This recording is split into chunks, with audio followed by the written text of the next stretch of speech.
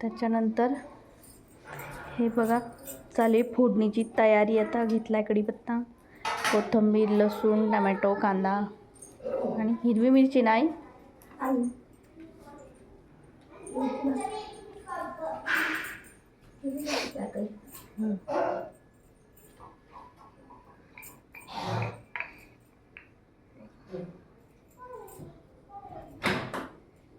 चला तोपर्यंत आई हे सगळं कापून वगैरे घेत आहेत.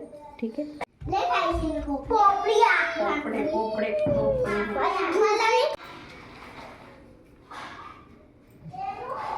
बघा सगळं आईंचं बारीक बारीक कापून झालंय. ते पण विळीवरच्या कोणी त्यांना जमत नाही जास्त, त्यामुळं त्या विळीचा वापर करतात.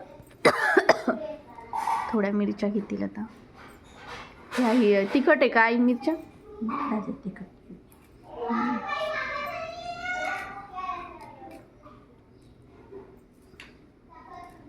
शकता उसळ अशी एकदम छान इथं शिजली आहे. थोडंसं मीठ आणि गरम पाणी टाकलं आहे आणि थोडंसं तेल. ठीक आहे. आता यालाच फोडणी देतील आई नंतर.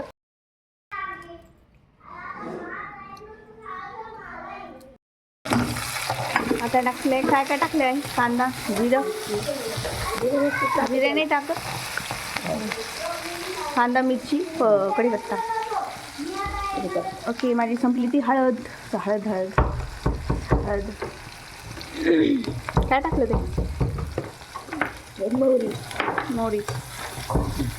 मोहरी आधी टाकतायत तुम्ही, नंतर टाकते का?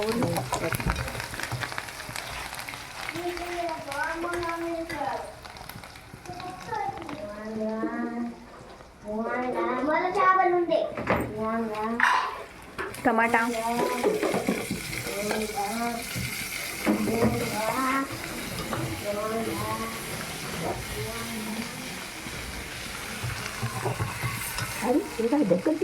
हालतं ते माझा वाटता तसा आहे भारी. हां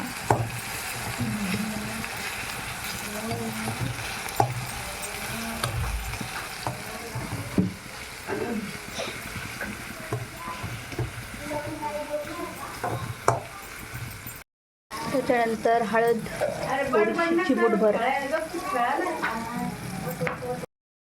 टाकून दिली. शिजलेली उसळ, मटकी. कोणी उसळ म्हणतं, कोणी मटकी म्हणतं.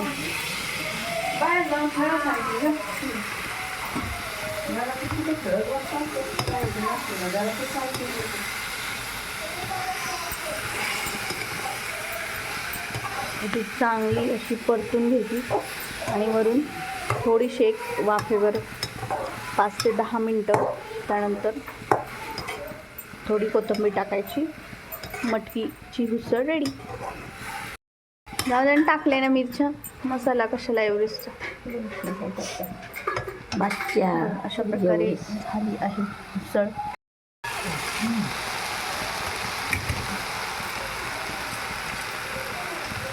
एवढ्या वेळची बनून पोटात बी गेली असती असं तिचं म्हणणं आलं मम्मीचं.